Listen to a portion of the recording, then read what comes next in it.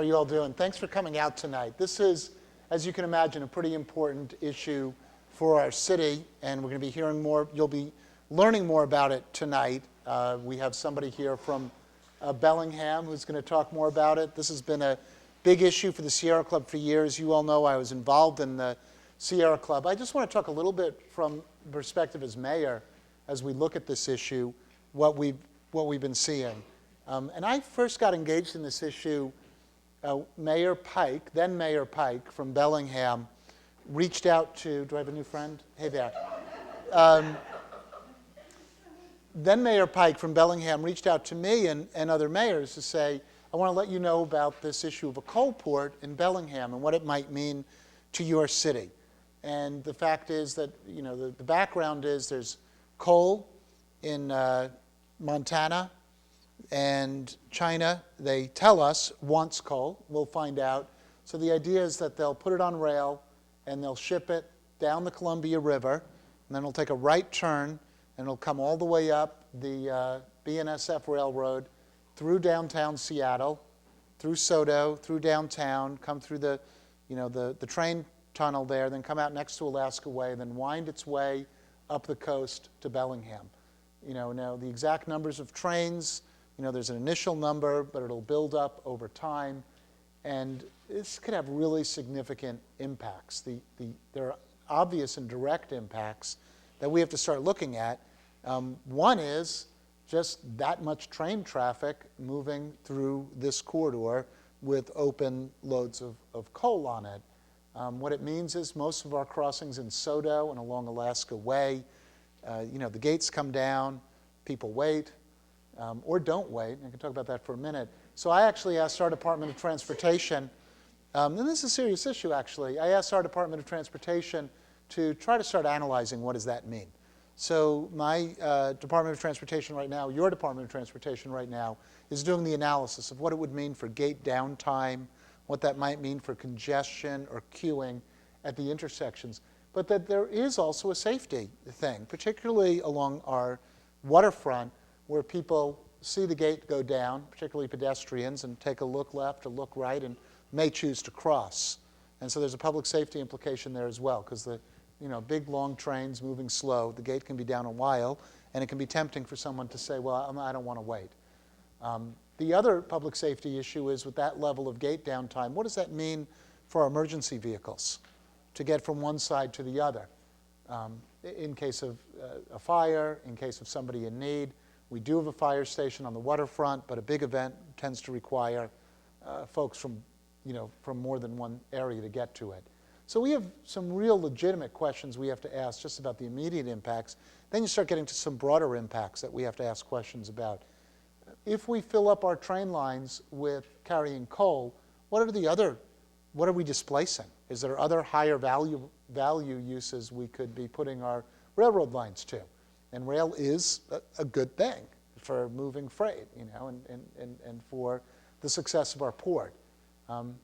So that affects our port two ways. Are our rail lines being used by something else, clogging up our imports or exports of other goods, as well as all of that gate time down in Sodo will also obviously have impacts on the movement of freight through Sodo as well to the rail lines or to the ports, to the highways from the port and vice versa. These are serious questions, and we haven't even yet begun to answer these questions. And these are questions not just for the city of Seattle, actually, but for every city along the line. These are questions that should be answered. Now, I understand that we're a state that has exports. I understand we're a state that creates jobs off of exports. But I think we're also a state that wants to be forward-looking on what our economy is built on and to create value, not just ship raw materials through that could have these types of negative impacts. And I'll just make one more point about impacts. I've been following with interest Sandy on the East Coast. And I know all of the folks will tell you that global warming, you can't pin any one storm on global warming. But this is a record storm hitting the East Coast right now. And I was just thinking about that on my way up here. Now, your engagement matters. Your engagement matters a lot. And that's the other reason I came up when I understood that I had that opportunity to speak to you for a minute or two. As you know, I was very much engaged on a citizen level in my neighborhood of Greenwood. I worked real hard as an advocate. I volunteered within the Sierra Club to advocate. And I thought then that advocacy from the community was important to moving elected officials and decision makers to make the right choices. I can report to you, after 3 years in office, I know that to be true. Without question, without a doubt, your ability to engage and have that dialogue, ultimately, ultimately what you believe, what you say to each other, what the community cares about, can move debates. And I know sometimes we get a little cynical, right? That those with power, those with money have power. And we've seen in our election cycles that those with money use their money to accumulate more power through the electoral cycle. But I know from my experiences as an advocate, I know from my experiences running for mayor, you may have noticed I didn't raise the most money then. I know from these experiences that people organizing, people talking to each other, people holding all of their elected officials accountable to the ideals of the community, and having conversations with each other, with your neighbors, about what are our values, what do we care most about, and are we prepared to hold each other accountable to that? Makes a huge difference. So I just want to say I'm glad you came out tonight to listen. I hope that if you feel inspired, you will choose to engage the political process. Make it a little bit easier for all of the elected officials at the end of the day to do the right thing by our city of Seattle, by the broader region as well. So thank you for coming out. I'm James Wells. I live in Whatcom County, Washington. It's Bellingham mailing address, but I know I'm not in Bellingham because they charge you an extra 50 cents to go in the swimming pool if you're outside of if you're outside town. But in fact, so I live with my wife and our daughter, and we moved to Western Washington from the town of Coalfield, Tennessee. And when Katie was born, so we kind of looked around and we're kind of pondering the acid mine drainage coming out in the woods over there next to the house and the old mine tunnels just over the hill. And we're thinking about this. And then there was the day that we found the mercury map. And that's the map of the concentrations of mercury in the air from the coal burners. And you could guess, the biggest, reddest blob was right over us. So we found ourselves in Whatcom County, Washington, in our northwest. Katie's doing a great job growing up. She's there with her friend. We have one daughter. And she's in 3rd grade now. Wherever she goes around town, she finds friends, whether she's met them or not. This is our home. So when we heard Big Coal might be coming to town, it's personal. So I have a mission. And my mission is to help every one of you be motivated and be empowered to participate in this process in one of several ways. Right coming up, we have the public hearing. It's a big event. It's an event that makes a difference. That is on the 13th of November, and we'll repeat the details a number of times this evening. You can show up and simply be counted, a public expression of concern. You can also make a spoken statement. That's the heart of what we're going to talk about, how to make your personal, up to 2-minute spoken statement about this topic. So here's the plan. According to the applicant, Gateway Pacific Terminal is defined as, well, it's this little plot of ground, and they're going to take some bulldozers and pile up some piles of coal, and they're going to build a port sticking out there. That's the plan as they would have you understand it. And what's really notable about this plan, you see, is the boundaries. There's the little line, that's it. Nothing else to see, right? Just the property that, in fact, they already own. But here's the entire plan, right? And Mayor Begin did a great job at describing very significant chunks, but in a nutshell. So they're going to dig up trillions of pounds of rocks in Wyoming and Montana, ship them by rail right through Seattle to a port in Washington, in Bellingham, long ocean voyage to China, and there they will light the rocks on fire. And we will get them back in the form of cheap plastic junk and what else? Air pollution, right? So what's at stake is about how broadly this plan is considered. Is it just their property, or is it, in fact, the entire world? Or is it somewhere in between? And we're going to talk about helping the agencies, doing the process right now, decide that matter. So, why do they need a port? Something very special and particular going on right now. They've got trains, they've got ships, right? But all the trains and ships can do right now is wave longingly at one another because the land in between is currently unimproved. That's the term. This is unimproved property. And here it is. This is Cherry Point. This is the seashore where they plan to install the terminal. And in order to get the coal from the trains to the ships, it needs to be improved. So, ladies and gentlemen, this is not actually the place. It hadn't been built yet. This is one very similar.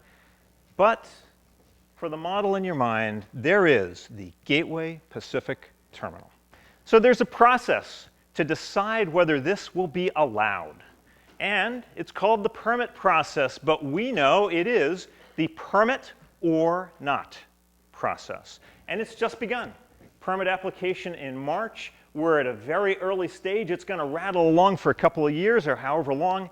There will be as many as 16 permits that would have to be issued. But you know what? At the end, it's just one decision. Will it be allowed? Yes or no. Now, this process does not go on in isolation. There's a world around it, and we're going to be looking at that world.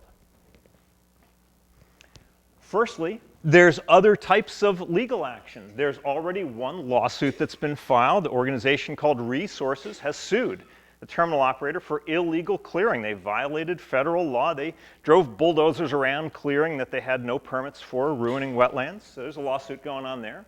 And no matter what the decisions are made, there will be other appeals and lawsuits. So there's legal channels.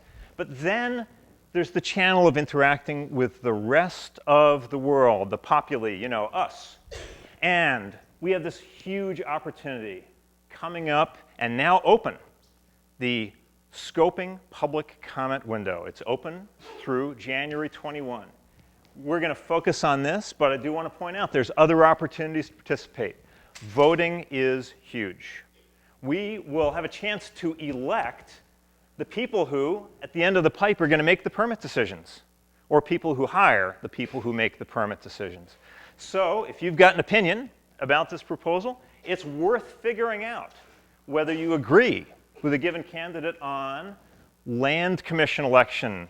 Don't forget to get all the way down to the land commissioner election, right now, right? The ballots you're filling out right now, make it all the way down to the land commissioner election because he gets to decide the lease, right? We have U.S. Congress, Washington governor, also meaningful.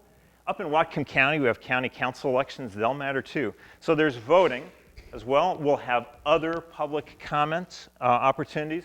We have the chance all along the way to influence just the social picture, the conversation about whether this is a good idea. But now we're going to focus right back on this public comment window. It's what we have in front of us. So it matters more than all the other ones. You know why?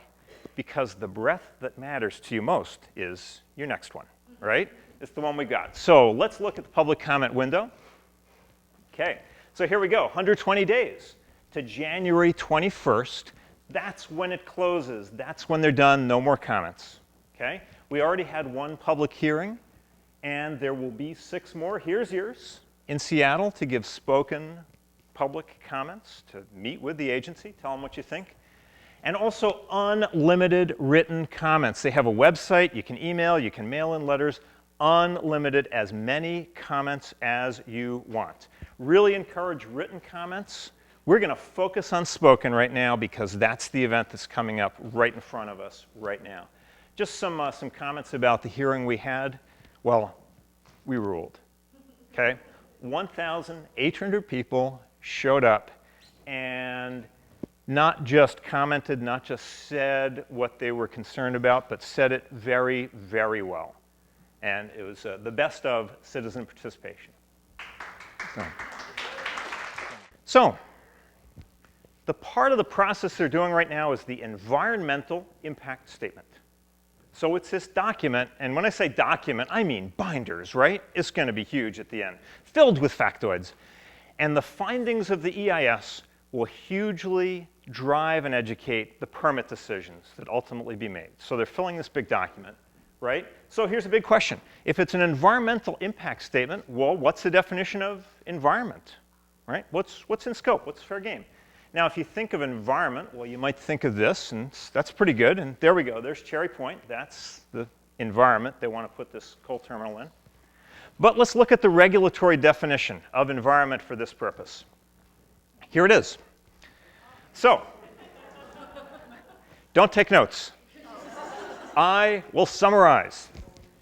So you got your natural environment, and you got your air and water and soil and fish and wildlife, all those good things, and that's, pretty used to thinking about that as environment. And then you got your built environment, also known as civilization, right? This is commerce, this is traffic, it's building safety, and there's the ubiquitous and almighty other. So we can summarize the definition of environment on the next slide.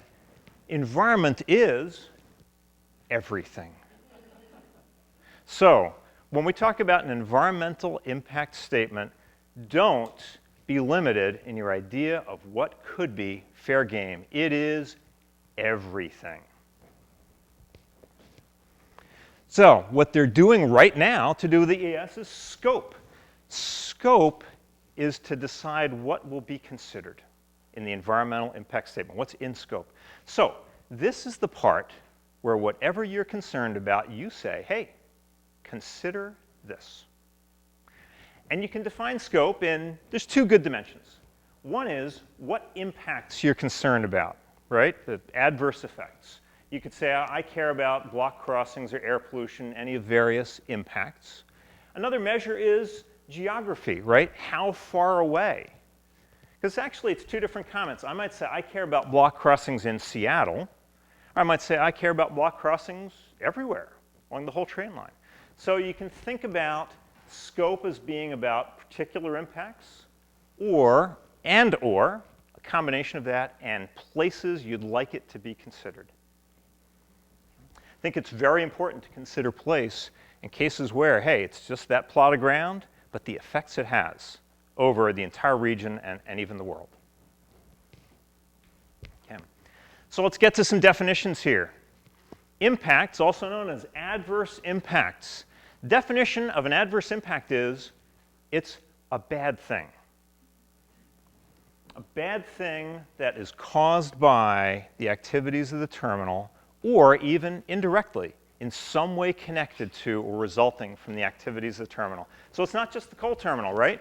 So you can have lots of adverse impacts to do with the terminal itself, right? And coal dust flying off the coal pile, landing in the ocean, things like that. There's the ships, right? As they go across the ocean, all kinds of impacts to do with the ships. The trains that carry the coal to the port, and the mines. And in fact, so I set out one day to make a list. So I'll just make a reference list of impacts that people might be interested in. And it was pretty easy to get into the 90s. And I got a little bit of help from some friends. I sent a note, I need a few more impacts. So they sent in a few, and we got to 101, and I said, okay, that's a good number. Okay, so published that, and then readers were writing in, you missed this one. You missed that one. So I kept on adding them back in, but we stopped counting. So anyway, there's more than, even at a certain, even pretty broad level of detail, easily we found more than 101 types of impacts to be concerned about to do with the project. Most people who are motivated have an idea already in mind, right? But if anyone wants to peruse, the list is online. I got a few hard copies if anyone wants to flip through later when we're doing the workshop part to find ideas for the thing you are most concerned about. So when we comment about scope, we comment about geography in combination with adverse impacts. Now, the agencies can't possibly consider every adverse impact. They have to decide which ones are significant. They're going to go through a process of collecting all these comments, and they're going to decide that one's significant, significant, significant. It's like agency duck, duck, goose, right? Okay? Significant, significant, not significant, significant. Anyway, so they've got their definitions, and now you might think these agencies they're very technical, and they've got this worked out. So I have to tell you the definition of significant. Ready? More than moderately harmful. I kid you not. That is the definition of significant. And so, you reflect on that and you think, first, this stuff's written by lawyers. And so you're reading that and you're thinking, firstly, 7 years of college to write that. But more importantly, these things are subject to interpretation. They are, ultimately, all these regulations, they may seem technical, they're grounded in the purpose of protecting people. And they're grounded ultimately in human values, and they're affected by our opinion. If 1,000 people say, I care about this, the likelihood of it being considered significant is much greater. So, numbers count, your perspective counts in establishing what's significant. We're going to talk a lot about personal significance too. So some other things that add to significance, because this really is the heart of the matter. Identify your impact, and now here are ways to really make the case significant. There's a term context. What context means is things that should never be messed with. So let's say you had an impact like a lot of noise, and it was going through an industrial park. You'd be like, oh, okay, whatever, right? Now, what about next to a school or a hospital? The context where the impact happens matters. Whether it's sensitive, school or hospital, highly valued from any number of points of view, like economically, the Salish Sea, the Puget Sound, the things that we value about the experience of living near it, or in some cases, ultimately irreplaceable, like endangered species. So this is another thing that can help communicate and create significance.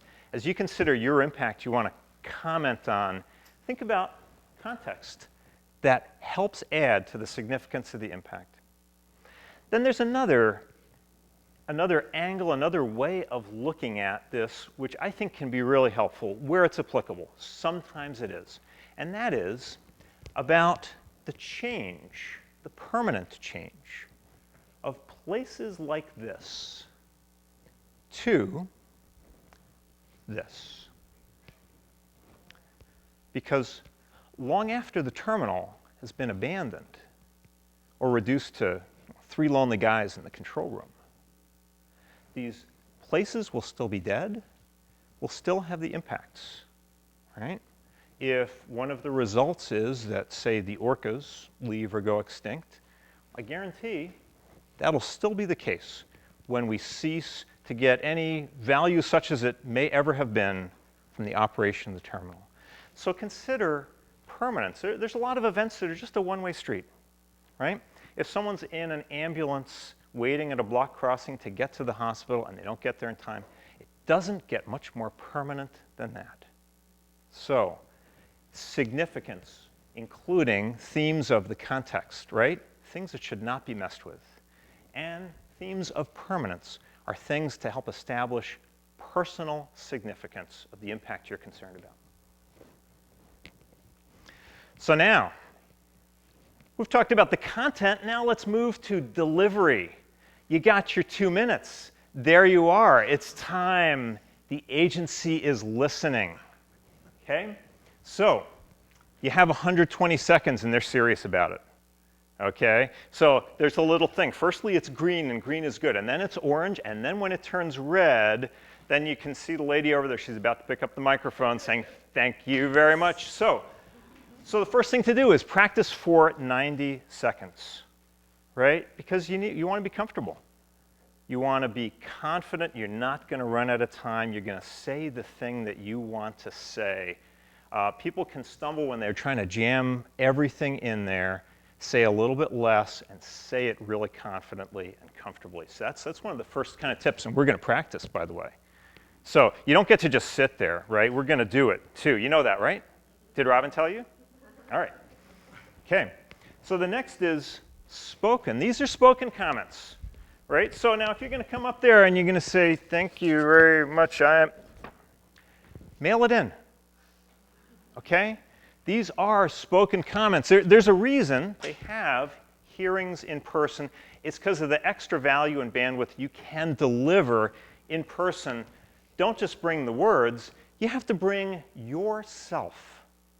When you talk to the agency people, recognize that they're humans. We've looked into this. It's true. And make sure they see another human that is talking to them about this thing, right? Everything in your comment is ultimately an ask. It's not about an opinion. Oh, I'm opposed to the terminal because of this. You're asking for something. What are you asking for? Please study this, right? Or answer my question.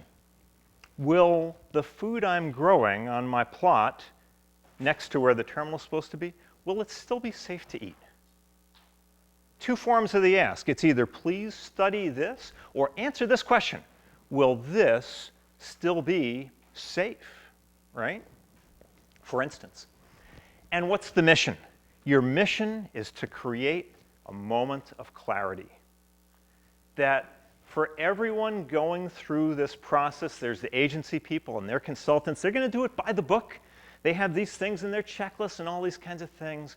But there's a moment they can experience, right? They're going through all the written comments and they're deciding which stack to put them in, and they read someone's comment, and that's the moment when they say, I get it. This is wrong. And once you have that understanding, well, you can't ununderstand it. You're going to have it. Then whatever that person does will be illuminated by that understanding going forward. So our mission is to create moments of clarity, and you can do it in person, describing what you're concerned about, especially describing your personal significance about that impact. To help you achieve all these things, focus. A spoken comment is about one thing. And this is a huge problem. For people who have so much to say, you got 10 things to say, then bring 9 friends. Okay? You need to talk about one thing, and then you're going to find out a remarkable thing. If you talk about one thing, 90 or 120 seconds is plenty of time. Okay? I'm going over 2 minutes tonight because I am speaking about more than one thing. So, but for your comment, one thing. You can talk about one thing you care about, and I think that's the most powerful. It's the most personally centered. But you can also talk about impacts from one activity, right? I'm concerned about these several bad consequences of this one activity, like, say, loading operations at the coal pile. Either of those, but it's all about focus. Now, moment of clarity is more than just a theory. We have experimental evidence of this. We had our hearing on Saturday. 1,800 people turned out. A vast, vast majority, 98% of the people, I'd say, showed up were people who are deeply concerned about or opposed to the terminal. There were a few people who showed up to speak in favor of the terminal, including one example. And this might be the defining moment, sorry, there's a bunch of text there, but of our hearing. So, and this is a column that was written recently on Daily KOS by someone I've never met in person, but might be here. Did you make it? Yes. Thank you. All right. So, okay. So Lefty, what's your name? Eric. Thank you, Eric. So, this is pretty hard to speak to and hold it together. But Eric, I didn't even see it. What did you see? Will you? What did you see? I saw a woman who gave a comment that moved the entire audience, and I don't doubt it, the panel as well. She had come to give a comment in favor of the terminal, and had sat through 80-some people, listening to most of them talk against the proposal, and she changed her mind completely. And she got up and she apologized for having come to comment in favor of it. And she did so in tears, and it brought a lot of the audience to tears. Part of the backstory is the efforts of the terminal backers. They got a lot of money. They have people, hirelings going around, just trying to find somebody, anybody, to speak in favor of the terminal. So they convinced this 83-year-old lady that it would be good for jobs for her grandkids. And then she experienced her moment of clarity, right? One person at a time, and then she communicated that to the agency people right there.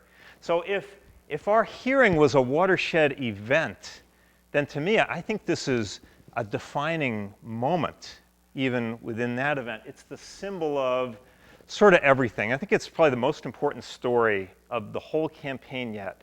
They've got the money.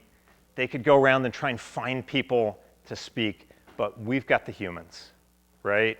And we brought it. We delivered a moment of clarity that affected her, obviously, and everyone else who was there. So your mission, moment of clarity, what you care about, why you care about it, and why the agency darn well should care about it too. Okay, so here we go. Everything talked about to do with comments, spoken comments. Impact, the impacts you're concerned about, why it's significant. Boil it down to the ask, and can you do it in a way that creates that moment of clarity? Last tip to do with that, you don't have to go crazy, emotional kind of stuff. You know what really works? Straightforward, simple, plain language about reality. That's what works the best. Because you know what most emotion is? Like the good emotion, informed emotion? It's a reaction to a reality, right? A straightforward, unadorned description of something you're concerned about is actually the thing that's most likely to create that moment of clarity. So what I want to do now is I want to do an exercise. I want to ask everyone, we're going to take a little break from the slideshow. I want to ask everyone to identify an impact that you are most concerned about. And it should be something that you know most about, care most about. You don't have to be the world's expert. You just have to care about it. If anyone's at loss or has a question about something might be interested to choose, we have some reference material. I'd like you to consider that impact, and especially a short statement of its significance. And then we're going to ask for some brave volunteers, right? 120 seconds, right? See what you can do with it. And then the ask will be, please study that, or please answer my question. One impact I can think of is that after, supposing this whole project goes through as spec, and then Mozambique underbids us by 2 cents a ton, and the whole market goes away as suddenly as it develops. What's this impact on everybody, including Peabody Coal? Well, there's several questions in there. One of the big questions that arises from that foundation is about financial responsibility, right? So if someone builds a terminal and operates it for some short period of time, then when it ceases operation, where's the responsibility, or who will take care of it or restore it or whatever, which is kind of laughable, but who in some way would caretake the property? And in fact, the owner has rather cleverly created a subsidiary that operates the terminal, and we know where this goes, right? Peabody Coal recently spun off a subsidiary called Patriot Coal. Lots of workers, lots of pension obligations, and Patriot Coal recently filed for bankruptcy. Imagine that. Nobody could possibly have foreseen that would have happened to those workers' pension benefits. So if I was asking that question, there's a sort of volatility or financial. One possible angle is about financial responsibility for cleaning up the mess. And let me rephrase that question. Let's say there's a certain impact that is somewhat unlikely, right? But if it did happen, there would be this bad thing. Should that be considered, right? Or what's the threshold of likelihood? So this is an excellent question. Now, the starting point is an impact doesn't have to be certain in order to be considered, right? There could be things, the terminology I would use is risk, okay? A well-founded risk of an impact is definitely something that could reasonably be considered. And the poster child example for that is the risk of ship collision or running aground and resulting oil spill, right? So that's your ultimate, maybe it's low probability, but it's absolutely incredibly high impact event. So risks like that. And I can't literally answer your question. I don't know that there is any particular bottom threshold, but obviously the higher the consequence, then the lower in probability they might be willing to go. Right? Yeah. And you know, it brings to mind just one other sort of aspect of this whole thing. We do want things the agencies will consider. It's really important, but it's always worth looking more broadly. Some people will make a comment knowing full well the agency is not likely to consider their concern, but this is a public process, which means it's not just an agency process, but it's a social and political process too. So if someone voices a concern in front of 500 of their other friends about something, it's in the permanent public record, and then if the agency chooses not to address that, that creates a situation where that agency might look really dumb later, even as the social conversation shifts. It's a big question of global warming. A lot of people have said they're not going to consider global warming from combustion, right? So don't comment on combustion in China. I think that's a misguided limitation. I think if some number of people, it's not the only comment you'd make, right? If some number of people, or even a lot, commented on that, it's probably true the agency would disregard it, but it would change the conversation in some measurable way. People would look back 5 or 10 years later and say, what were they thinking? Right? They got the input. So another thing to think about is not just what will the agency act upon now, but what are things that affect the politics? What are things that change the conversation? Here's my rule. If it's a well-founded concern, comment on it. Okay? Well, I have even a broader issue. Okay. If there is an impact, and the impact is happening, and it is very proven and very certain, the impact of coal is enormous on our country from every kind of aspect. Right. And what we would be doing here is aiding and abetting that impact, which already exists, and we shouldn't be doing that because it's such an evil impact. You know, firstly, I completely agree. Now, the next question is how we can get it, at least in some little measure, to match up with their little thought boxes. Okay? So here's some things we might do to try and kind of match it at least a little with the process. One is the idea of accumulation. There's a regulatory definition. You can consider impacts in accumulation to existing impacts. So if you can say, hey, there are these bad things going on, and this is adding to those bad things, that actually, by their rules, is in bounds. So probably the way I would pose what you're trying to say there is combustion of coal or mining of coal or transit of coal is happening additionally and in accumulation to already observed bad effects, and it'd be appropriate to, say what those effects are, right? But let's not kid ourselves. Let's stay with your talk because it's really important in a broader context. Why are we here? Right? It's not about a few coal trains, right? It's about something that's a lot bigger than that. It's about I'll paraphrase a little what you're just describing, sir. It's about ending the combustopalooza, right? It's not just even about climate change. It's even bigger than climate change, right? We know that combustopalooza is going to end, and the only question is whether it ends gracefully or really, really badly, right? And if you look at even a little more historically, so let's imagine we survive this, this next little bit, next few decades, and we get to look back, and And then you consider what the big milestones are in human history, and really there's two. There's two big milestones in human history. There's the day we learned to light things on fire. And that was a really big day. It was a great discovery. It was back in, the Paleolithic, right? What is the other milestone in human history? Even more important, it's the day we learned not to light so many things on fire, right? And that day is today. And the place is here, right?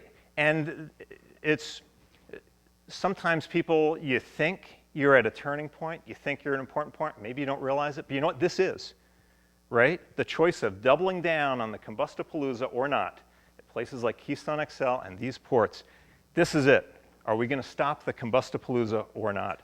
So there's something incredibly important about your comment, and the challenge is matching it at least a little bit in some token way to their little thought boxes. So I'll follow up. Match it with, we live in the Northwest, and most of us feel like we want to go to clean energy. Oh, yeah. And some of us put solar panels on our roof. Yep. I think you could also match it to just policy objectives of the state. We're closing down our last coal plant. So it's absolutely not a match to Washington state energy policy, right? And the fact of where it gets combusted, well, it's just an edge effect, right? There's no rational policy that would say stop combusting greenhouse gases here, but ship it over there to be combusted, right? There may be some administrative edge effect that allows you to do it. It's a loophole, right? It's not a rational thing. So, those are all really important things, and the question back to the public hearing, what can you say about that that's focused on this terminal in 120 seconds or less? Now, with your written comments, go for it. Unlimited, any length, really important stuff, right? I like the idea of state policy. We are going to green energy. We have state policies going in that direction, and this, in no rational way, is a match to our state policy. I think that's an excellent connection. So there was another question back there? This is a quick clarification of something you had on your slide, but I'm thinking about. When would this, you had a date about when this would finally be approved if it all went all the way through. What was that date? Let's go back to the slide. Go back up, Robin. Let's go all the way up here. Okay. So, that's right. Here we go. Okay. This is, I don't know if you can read the numbers, subject to some uncertainty. Right. Okay. So there's good news. So when they first put in their first application, they actually tried to hijack an old application, all right, which had already been sort of approved, and then they said no. So they said we're going to break ground in the spring of 2012, which, if I am not mistaken, that's in the past. Okay. So, all right, they finally put their application in, and now they've moved out to their optimistic breaking ground is 2015 in a couple of years. All right. Where do projects like this go to die, right? That's the real question, right? And it's to do with this schedule thing. It's when people like us submit so many well-founded concerns about this, and the agency starts sorting through it, and the applicant someday realizes that they're just never going to be able to answer all the questions satisfactorily. Or the price of coal from Indonesia goes down or whatever, or some external circumstance. China stops using as much coal. Whatever, and then they pick up their marbles and they go home, right? That is probably the most commonly used method by which projects like this get killed. Now, I'm a little more optimistic. I think there's a second method. It goes back to moment of clarity. I think one agency person, one elected official at a time, you can create moments of clarity that beyond a delaying action, but beyond miring it in this process, simply gets it to where people realize this is wrong, right? Two approaches. We're not choosing one. We're doing both. To your duration question, their absolutely most aggressive scenario says breaking ground 2015, shipping coal 2017, and I think our odds improved on Saturday. All right, and they'll improve again on the 13th, right? I just have one more question. Okay, sure. So we're addressing federally the Army Corps Corps of Engineers. Are we also addressing the Department of Ecology statewide and then Whatcom County as countywide, or are we just concerned about the federal Army Corps? All three. That's who we're addressing Yes. for these hearings, is all three of those who Yes. are inputting. A single EIS that all three agencies are working together on. So you don't need to address the agencies separately. You just address the EIS process, and they're all there. They all show up for the hearing. They have little name tags that say if they're feds or state or government. And then there's the ubiquitous contractors. They're hired by the process.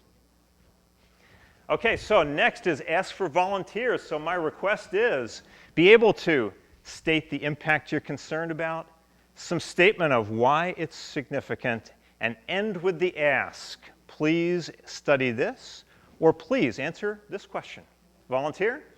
All right, go for it. Now and the other thing we're going to do here, if we go to 2 minutes and you're over, I'm not going to stop you, but I will signal it's 2 minutes. It's a useful reference, right? You know, what if you go a little over, whatever, you'll know. Okay, now come up here, please, sir. Okay, so now you're the commenter. Oh yeah, step over that. Now, something important here. Hang on. Well, all right, so go over there, stay there, that's good. Now, first thing to realize is you're not addressing the audience. There'll be an audience, but you're not addressing the audience. You're addressing the hearing officers. Okay, so I'm the hearing officer. Okay, now, and ready? Oh, and there's one other thing I'd say. You do have to say your name. So your name, okay. So, and then just, are you ready to go? Okay, and speak up so everyone can hear. Okay. My name is Robert Smith, and I live within a half a mile of the coal trains. And I'm very concerned about the dust and the pollution from the diesel smoke and the coal dust coming not only to my home, but all along the whole route. This would be impacted all the way down in my city into Seattle, right downtown. I think the home values themselves will go down along the railroad tracks, all those condos downtown. All right? How are you going to deal with the problem of containing the coal dust? I have seen many things written about it, but none of them really work, and you're not going to be covering the trains. So how are you going to protect myself and my city from the coal dust? Okay, how do we do for time, Robin? 46 seconds. That's remarkable. So just 46 seconds. So what's interesting about that, firstly, you think 2 minutes is just too short, but it's not, okay? So, and Robert? Okay, so stay up here for a minute, please, Robert. So what Robert firstly was able to do was maintain focus, which was fantastic, right? He stayed on a thing. He was about the diesel and the dust a little bit, right? And he kind of settled on the dust, but still, it was very focused. He started personal as to where he was, and I really appreciated that in terms of establishing significance. And it's pretty amazing that he had 2 minutes, but actually that was less than a minute. So what that even suggests is you could probably add a little. Now, don't go crazy, because I thought it was really elegant, right? It was straightforward and simple. But one of the things I encourage people to add to do with, if you can do coal dust intuitively doesn't seem that harmful. It's dust, right? If you call it dust. But coal contains, well, but that's just an adjective. I'm not so big on the adjectives. They put the adjectives on like the Sierra Club web pages, you know, dirty coal and all that kind of stuff. Well, let's try and get objective. Coal and coal dust contains hazardous metals. And hazardous is not an interpretive adjective. That's a term. It's hazardous metals, like cadmium and arsenic, things like that. So something you could choose to add is a little bit the contents of, of coal dust. It's a toxic material. It contains toxic metals. So, I think that probably would add a little bit of heft to your comment. But I loved it. I really liked it. It was straightforward. And we need 200 of those on the 13th, right? Okay. Any other comments or questions? I really like that one. Okay, great. Oh, okay. Watch the cord. Okay. He focused his comment to Seattle and his neighborhood, but how about expanding it to Washington and other states that the trains go through? It's not just our little microcosm. It's an excellent comment, and I think Robert actually he did kind of mention it, but it did seem a little bit in passing, right? So I think it's something not just to say, but to emphasize, you know, scope is what's the impact times what the areas are, right? And I think it's totally appropriate to say, I love the start local. I live here. I'm worried about this for me. How will this affect me? And you know what? Look at all these people in this situation over the entire extent. Yeah, you know what? I think you did say it, and I noticed you said it. I think that is something to perhaps just to, well, you have an extra 74 seconds. So, you know, something to kind of, you know, beef it up and add a little bit to, it's about, you know, how widely held it is. I have another factoid for you, which is, so let me get this right. Robin will correct me if I get it wrong. 90% of the population of Washington lives within 1 mile? The tracks? A couple miles? Maybe it's a few miles. I need the number. Might be 5 miles. 90% of the population within a few miles, and I'm spacing on the number, but we should get the number. So I do appreciate your comment. That's a great comment. So. Well, in the air from the water is always going west. It's always flowing east. So it comes right from the trains right there. Now, and I probably, if you want to describe that, you describe, you know, this situation where it's coming from here to this, you know, population. My name's Eric Olson. I'm a commercial halibut fisherman. I have a fishing vessel, and I know many fishermen. Ballard, I've grown up here, and I've been very concerned with the long-term management of our fisheries. And we want to keep healthy fisheries for the future, and not only the abundance of our resources, but for the quality of the product that we bring in. We use the waterways to go to Alaska, and the concern that I have is once we get up to Alaska and we start fishing, we want to make sure that we're bringing in fish that don't have mercury in them. And I know that if coal is exported to China and burned in China and combusted in China, that the ash from the coal will drift over the Gulf of Alaska and other fish waters in the West Coast and emit mercury into the system, into the waterways, and that could possibly get into our fish, and that would go against the long-term management of our fisheries. What can you do to Start with please study. Please study. Okay, could you please study what the long-term implications of combusting coal in China will do to mercury pollution in our waters? Okay. All right. Okay. So how do we do on time? 1:26. So 1:26. That's remarkable. 2 minutes is enough time to say a lot. Okay, so let me let me first start by saying, Robert and Eric, you're going to be there on the 13th, right? You're going to sign up to talk? Okay, this is what we need, right? This is it. So, starters, credibility, right? Commercial fishermen, it's not just then a personal interest in, but livelihood, jobs, and you know what else? Someone in a line of work, it just means knowledge. Right? So it means knowledge of. And it's a significant issue because the United States Geological Service has found that 20% of the mercury in our waters is from China. China would burn it anyway, without us. Well, that's your opinion. You know, I'm just waiting for this one. I'm waiting for this question. They're just going to do it anyway. We get it with they're going to do the trains anyway up in Bellingham? Okay. All right.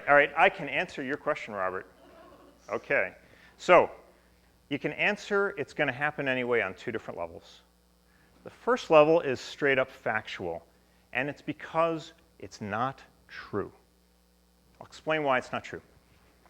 We have a choke point where we could stop the availability of cheap coal from arriving in China.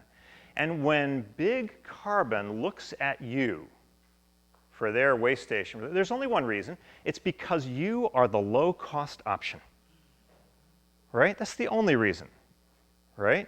So if they have to go to a higher cost option, then what happens?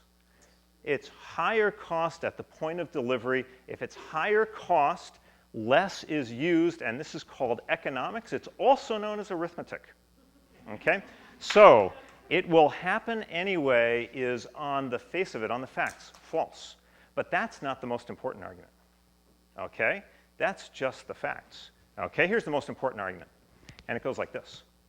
So you're saying it's going to happen anyway, so let's not try and stop it? That's the second half of that. You didn't say it, Robert, but that's sort of the defeatist half of it. And the answer is, do you teach your children that it's okay to stand by and let something harmful happen or participate because someone was going to do it anyway? Right? That's the real answer. If my daughter said, well, I knew that was bad, but the other kids were going to do it anyway, that would not go over well. Okay? She knows better. Okay? So it's never going to happen. So that question of responsibility is something that I think should permeate and pervade the entire proceedings, taking responsibility, right? And on kids, big topic for me, you know, kids, they don't do what you say they ought to do. I found this out. They do what they see you doing. So if they see us saying, oh, we shouldn't activate or try and stop that because it's going to happen anyway.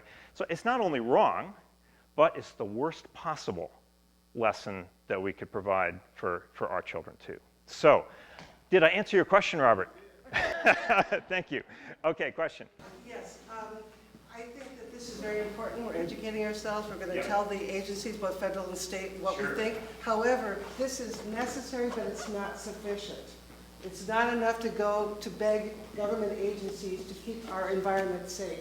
This is something we have to do, but in addition to that, we need to do in Bellingham and Eugene and other cities all along the northern and southern roads of the coal train is doing, pass a Citizens Bill of Rights, which has been tried here. It didn't go very far, but it needs to be tried again to say, this is our environment. We have the right to live somewhere that's clean and safe. We don't want it to happen. We're going to pass an ordinance and force the city council to follow that. This is happening all over the country, not with just coal trains, but with fracking in Pennsylvania, with GMO farming in Benton County, Oregon, in Spokane. This is a movement that is a response not only to Citizens United, but in general, corporations are controlling our lives. They're controlling our environment. And so this is very important, what the Sierra Club is doing and what we're going to the scoping meeting. It is necessary, but not sufficient. By itself, it's not enough. So do this, yes, but think about other things that we need to do to take back our power as citizens. So